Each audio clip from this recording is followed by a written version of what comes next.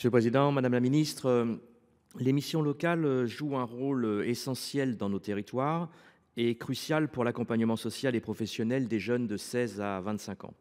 Elles permettent le déploiement de politiques portées par le tissu local, mais aussi et surtout la mise en œuvre des dispositifs de l'État et en premier lieu le contrat d'engagement jeune. Ce dispositif, dont le déploiement s'est accompagné de financements supplémentaires en direction des associations, a conduit ces dernières à recruter de nouveaux collaborateurs pour répondre à l'augmentation du nombre de bénéficiaires accueillis et accompagnés.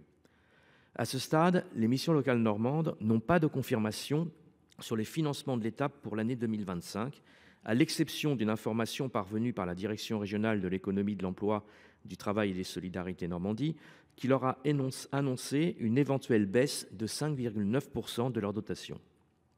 Cette situation place les missions locales normandes dans une incertitude qui complique la planification de leurs actions et menace la pérennité de leurs missions.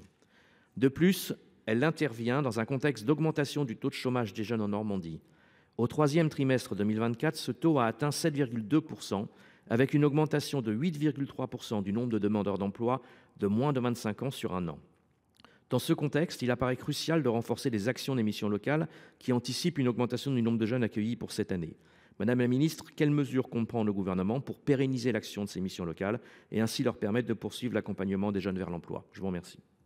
Merci, Madame la Ministre.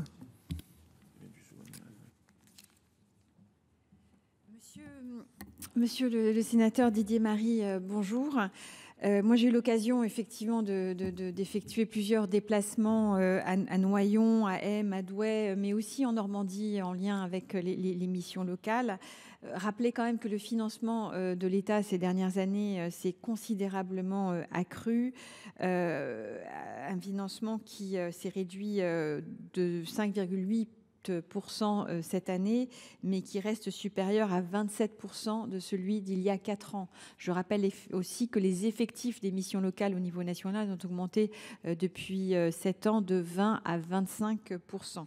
Cette mesure d'économie est assortie d'une mesure qui consiste à reporter une partie des versements de 2025 à 2026, compte tenu du niveau de trésorerie constaté et en veillant à tenir compte au cas par cas de la situation financière des structures, notamment des structures en milieu rural.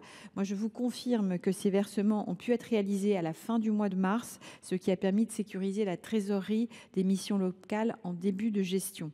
Les soldes au titre du contrat engagement jeune ont quant à eux bien vocation à être versés en avril. Et j'échange très régulièrement avec l'Union nationale des missions locales, son président, son directeur, notamment aussi sur les irritants du quotidien, les reportings et les charges de reporting sur lesquels on doit collectivement s'améliorer.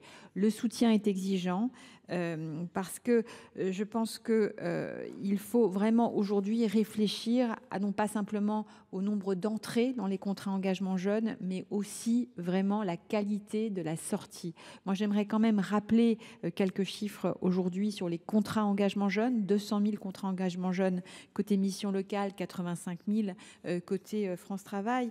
Et vous dire simplement que le taux de sortie en emploi est aujourd'hui autour de 45% pour les contrats engagement jeunes suivis par les missions locales, autour de 30% quand il s'agit d'emplois durables. Donc il y a la nécessité aujourd'hui, non pas simplement d'être dans une logique d'entrée, mais dans la capacité de l'ensemble des acteurs à créer des solutions structurantes positives pour nos jeunes. Je pense que c'est absolument essentiel et c'est un changement de logiciel pour nous tous.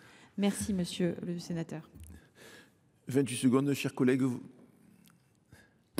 Merci Madame la Ministre. Mais si vous rappelez l'augmentation des moyens de l'État, il faut rappeler que cela correspondait aussi à une commande de l'État. Et la baisse de 5,8% que vous venez de confirmer de ces moyens vient s'ajouter à la baisse des crédits des collectivités. En Normandie, c'est 180 000 € de moins pour l'ensemble du réseau. Et donc, face à la montée du chômage des jeunes, à leurs difficultés d'insertion, réduire les moyens financiers de ces organismes revient à fragiliser leur capacité d'action. Et ceci va à l'encontre, malheureusement, des politiques publiques d'insertion que nous souhaitons toutes et tous mettre en œuvre. Je vous remercie. Merci.